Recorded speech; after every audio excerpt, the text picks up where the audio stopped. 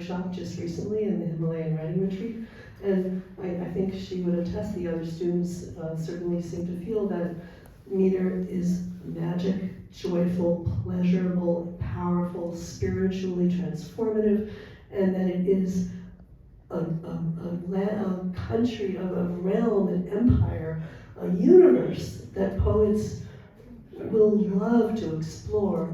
And I feel if we do this, we pull back our spiritual power as poets, we begin to stand for something unique within the culture, something that only we can do, that pulse of the universe, the energetic power that connects the divine with the natural, that interweaves soul and body, so it's not a matter of the body or soul over body, it's both body, soul, heart, spirit, mind, all in one. Meter can do this. Nothing else can do this like meter. And if we can reclaim this power, I truly feel we can transform culture. I feel we can transform hearts and minds, maybe especially of women. I feel that if women don't change, the world will not change. I actually feel the world takes its cue from women. If we change the hearts, I teach basically women mostly, and I feel, women have a special relationship with rhythm. If we can get rhythm back in through the women, then we can actually change the energetic frequency of this planet, and then we might have a shot at stopping war. I don't think we're going to do it through content, through what we say. We're going to only do it through how we say it. Thank you. Amen to that. So, yes, Madam Finch says that poets have forgotten their real job. I hope poets will get back to their real job and really bring an end to this mindless war. Now I'll switch to a favorite topic of mine, that is women's issues. So I will begin with a very sharp and pointed question to you that will be followed by more questions, but all related to women's issues and feminism.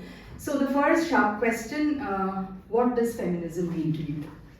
Oh, that's a good one. When you texted me, I didn't see that one. Okay.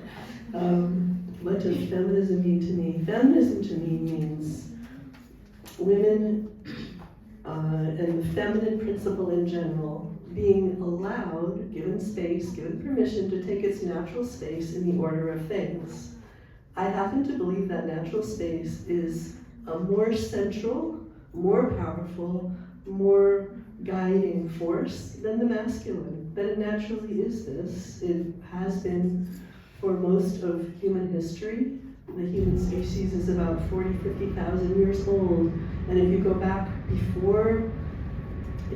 about 4,000 or 5,000 years old, you get to before patriarchy. And you can find in the Paleolithic period, the mother goddesses reigned supreme in the tribal civilizations. If you go back far enough, you can find clues that matriarchy was the way pretty much over the planet. The evidence is quite strong for this. So my sense, not being an anthropologist or an archaeologist or anything like that, but just being someone who feels and observes very closely these things, I feel that given the natural order of things, women eventually would, and the feminine principle, the feminine divine, would become more preeminent, and women would take a central space in the culture. The connections among women, the kinship, the friendship, the support, the consensus that women naturally, obviously not everyone is that way. I'm not an essentialist really, but it's kind of common sense that these are ways that women tend to be. I think that is central to cultures when people are left on their own. That is my hunch. So yeah, giving feminism, giving permission for things to take their natural course without holding women down through force and violence, which patriarchy has been doing for about 5,000 years. Absolutely. It's that coercion that all women actually fight against. As I was going through your works, I found that you have written extensively on abortion rights. So let me get the facts straight. June 2022, something happened. The US Supreme Court took the dramatic step of overturning the landmark 1973 Roe versus Wade ruling. That came as a shock to all of us. So as a poet and as a feminist, how did you feel when the law ironically took away a woman's fundamental rights? Why am I saying a woman's? It's a human being's fundamental rights. I mean, the right to control your own body. So the right to have a control over your own body. And coupled with this is another question. So when men take away abortion rights, or when patriarchy takes away abortion rights, is it not a sexual colonization of the body? Absolutely, it is a sexual colonization of the body, absolutely. And I've edited a book of literature about abortion. Marge Piercy's poem, Right to Life, makes exactly that point. It begins, I am not your field, I am not your land to exploit. Yeah, exactly. I was absolutely flabbergasted. It was like living in a surreal, upside down world. I grew up with this when Roe v. Wade passed when I was just entering my teenage years. I was so shocked. And then the horror stories began to emerge, literal stories, a 12-year-old rape victim denied an abortion, raped, I believe, by her father or stepfather. I mean, stories like this, women who wanted to have the baby, denied a medical abortion that would have saved their life or saved them carrying a dead fetus for 7 months or endangered their life. I mean, crazy horror stories. And so, of course, I was absolutely shocked. And I was very angry at Ruth Bader Ginsburg, our female Supreme Court justice, who had stayed in office long enough that Obama was unable to replace her, and she was replaced by Trump, who replaced her with an anti-abortion person. So everybody hated Ruth Bader Ginsburg. Why did she stay in office so long? But I did think, because I am a believer in the goddess, and I'm an eternal optimist when it comes right down to it, maybe Ruth knew something. And then as the months came by, it changed, because what happened was a gigantic backlash. I don't know if any of you have been following, but basically this has turned out to be a disaster for the right-wing party and Democrat. People are using abortion now finally as a rallying point for the left instead of for the right.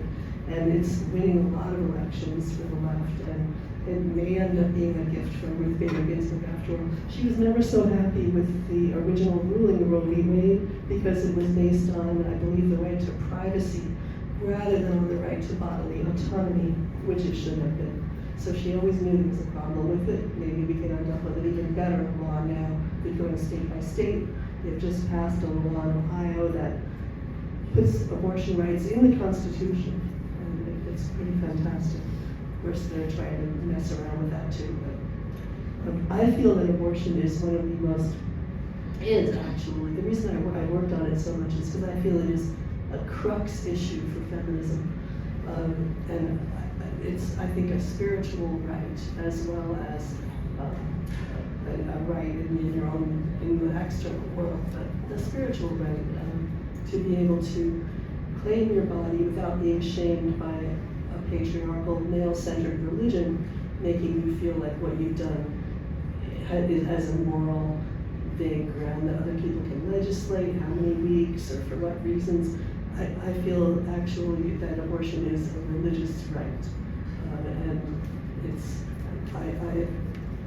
I have made a lot of rituals for abortion, and actually one of the most wonderful pieces in my anthology, Choice Words, Writers on Abortion. It's an international book, looking for a publisher in India, by the way. It's all in English and it's got great stuff in it, over 6 continents and 5 centuries of writing about abortion in all genres. One of my favorite pieces is by Ruth Prawer Jabala, an Indian writer, and it's a beautiful description of an abortion in the early 20th century with a midwife, a very loving and beautiful and spiritual process. And it's very hard to find these examples in literature, but this one did come from India. And of course, when you go further back, in any truly matriarchal or feminist culture, abortion would be entirely different. One of the things I learned from that in the book was how completely flexible the idea of abortion is, and how it can be anything you need it to be. There's nothing inherently about it one way or the other. You can shape it, and I believe it's a spiritual process. I entitled related to abortion rights. Yes. Could you just read over? As she reads a poem related to the abortion rights, could I throw the next question at you? Yes. Yeah, because among her huge body of works, there is one called Among the Goddesses, and the other is titled Spells. So both the titles are very intriguing for the simple reason that Christianity does not celebrate goddesses. So along with James Fraser and Jessie Weston, I was also reminded of Dan Brown's, what was it? The Da Vinci Code, which addresses this issue. So we would also love to hear about your views about paganism and the pagan goddesses. So I have, let's see, yes, so this, well, I have several abortion poems in my new book. I think I'll read two of them, and they're short because they present different aspects of the issue, if that's okay. So after I ended the book, there were groups of women who would have like reading groups, discussion groups about it. And this was written after one of these discussion groups, sponsored by actually the Humanities Council in one of the states. It's called A Salt Nest of 13 Good Women. After I spoke with those 13 good women on love and abortion, I noticed the moon's golden warm glowing, its crescenting ship swing through my ocean till I rocked in the one salt, the one wisdom we'd woven, our nest. Held in our silence, I heard us together. Abortion is beautiful, crested our voices. Millions, dead, living, our hands linked together, trusting these bodies, her body, as honest as waves that the salt ocean blood hears in one heartbeat together. Our crescenting ship rode through millennia under tide's moon. Salt nest, salt courage, salt weaving, salt women.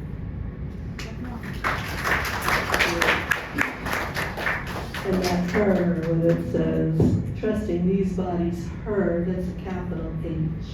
Okay. So, and then the other is a spell. It's one of my ritual spells, and this was, I sometimes do it 3 times, but I think our time is fairly tight, so I'll do it once, but you can imagine it 3 times. It's in the voice of the mother and the baby, and I choose to say baby rather than fetus because I think it's very important to claim the reality. I don't think we need to hide anything, you know. So I purposely take it to the edge of where somebody who's like anti-abortion will be like, oh, that's not a fetus, that's a baby. Yes, it's a baby, darn it. It's a baby. Yes, call it a baby if you want. It's still in my body. It's still my right to do what I want with it. If you don't like abortion, don't have one. An abortion day spell for 2 voices, to be spoken aloud 3 times. 1 stanza for the mother, 1 stanza for the baby, 1 for both together. Do you want to read the italics? It's a dramatic poem. So We do it together. okay, so I'm the mother, she's the baby in this conversation. Sorry.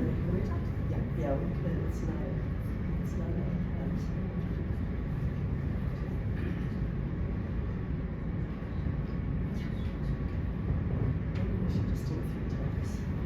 It's holding 3 times, very short, 3 times. An abortion day spell for 2 voices. And I turn your blood back to the earth. I am life, you are death, and we kiss through the fire that is my freedom's birth. By the womb of our love's endlessness, as you turn my blood back to the earth. I am death, you are life, and we kiss till we move through the deep, giving forth to the web, of our love woven bliss, through the fire that is our freedom's birth.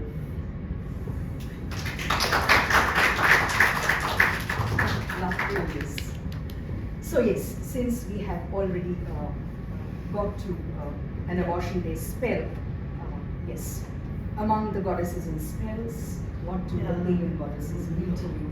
The goddesses mean so much to me, everything really, because I am a very spiritual person. That's one reason I adore India so much. And I found, I did my very best. If you look at my earliest poetry, you can see me struggling and struggling to find my place within the monotheistic, patriarchal religion of Judeo-Christianity, which is the only option really available in the US, or was at that time before the internet. And yeah, I couldn't do it. I went crazy. I literally went crazy. I was completely beside myself and miserable because it's all based on obedience and being good.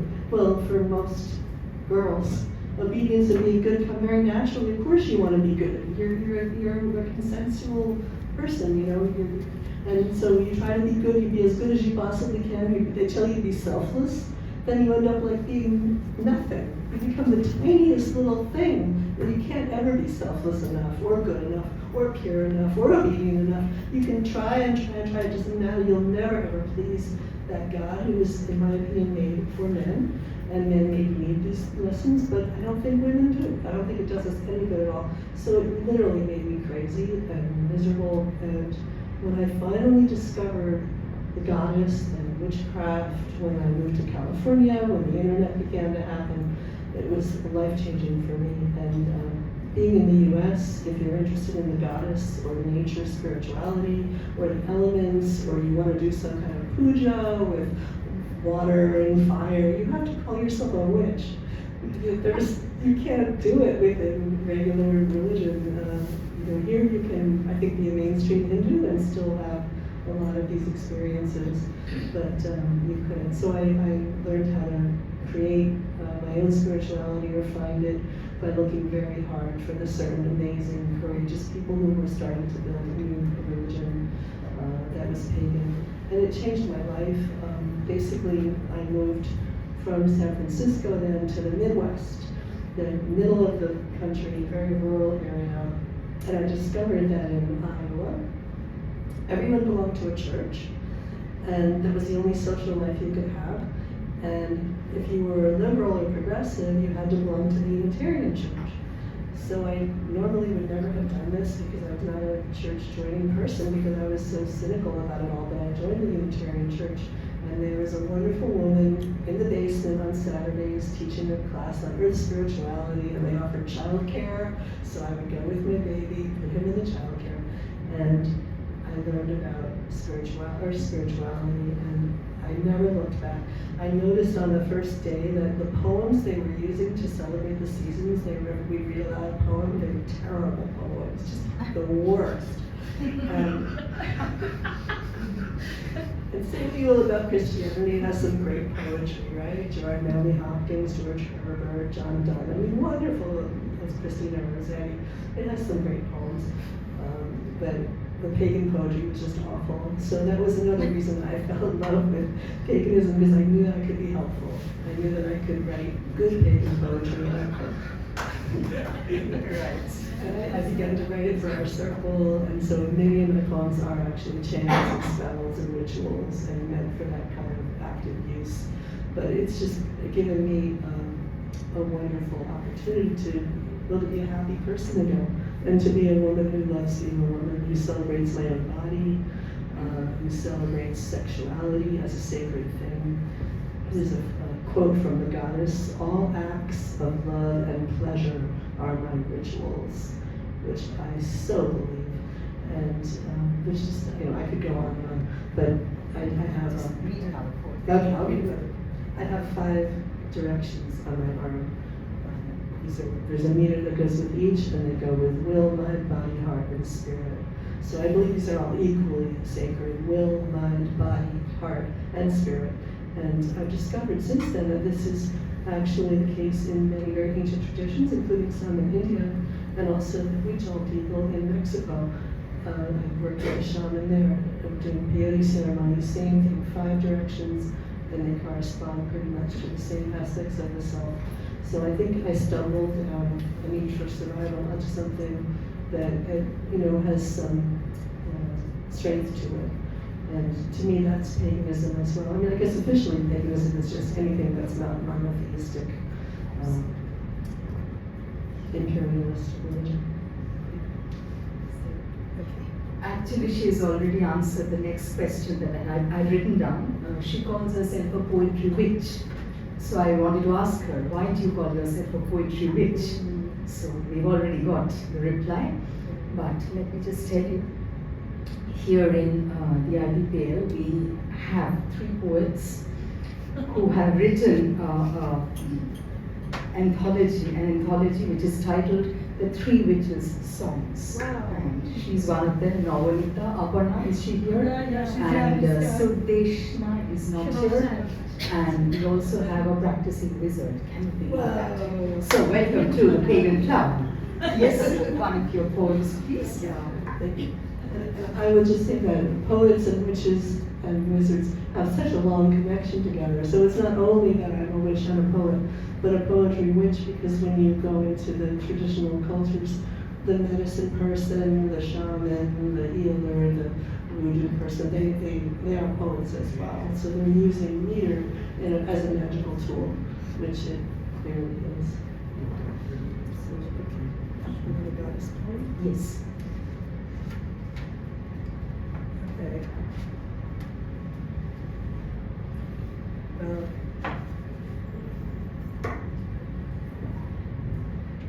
This is one to a goddess of poetry, Bridget, who's a goddess from Ireland.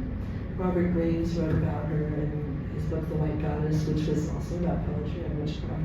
And he said that one of the reasons that she was, sacred to her were poetry and healing, and also the smithcraft. And Graves thought that was because of meter, because of the pounding of the hammer. Meter. Bridget. Ring, ring, ring, ring. Hammers fall. The gold will all be beaten over sudden flaming fire moving from you, the pyre. Sweeten your cauldron until the sun runs with one flame through the day, and the healing water will sing, linger on tongues, burn away.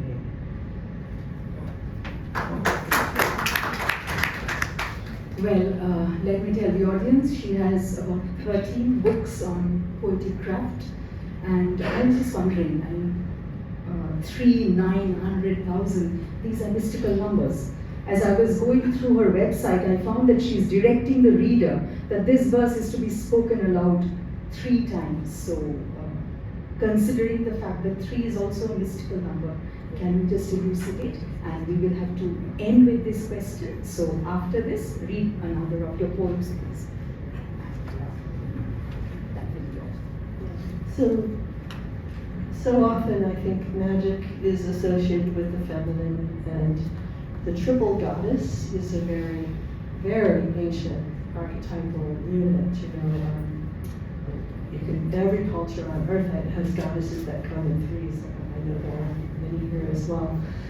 And then of course 9 months, 3 times 3, then you have the gestation period and all that. So these are numbers that they feel very powerful to me physically, and I always test things physically with my body.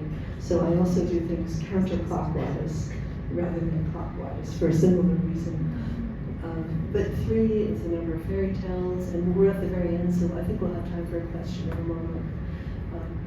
So, yeah, 3 is the number in fairy tales, which of course are old wives' tales, right? So it's just such a natural thing, and I think for children, they even seem to come into life with this sense of 3 times 3, which they're born through, aren't they? So it's a wonderful number to be part of. I mean, just feeling the energy of 3 is very exciting to me. I think as a meter lover, I love numbers. I just love their energy. Yeah, my apologies. We are not taking audience questions, please. No, we can do it in the refreshments. So one more poem. Then let's see, something involving 3 perhaps, or something said around 3 times but short. Okay. I'm going to do a love poem. My new book is going to be love poems and sex poems. My husband says the world needs more sexy poems, good sex poems. So I wasn't sure coming over here exactly which poems would be appropriate. So I was a little conservative, but this book, well, okay, here it is. This one is a little subtler, but it's actually very erotic if you want to listen that way. It's called Afterwards, and I'll read it 3 times.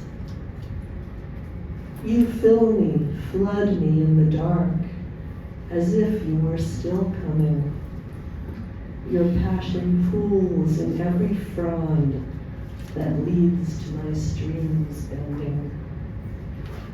Your skin so perfect in the night, it has no loss nor ending, is touching every minute's weight with the pureness of your spending. Afterwards, you fill me, flood me in the dark, as if you were still coming. Your passion pools in every frond that leads to my streams bending. Your skin so perfect in the night, it has no loss nor ending, is touching every minute's weight with the pureness of your spending.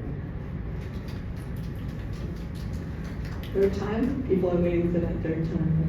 Afterwards, you fill me, flood me in the dark, as if you were still coming.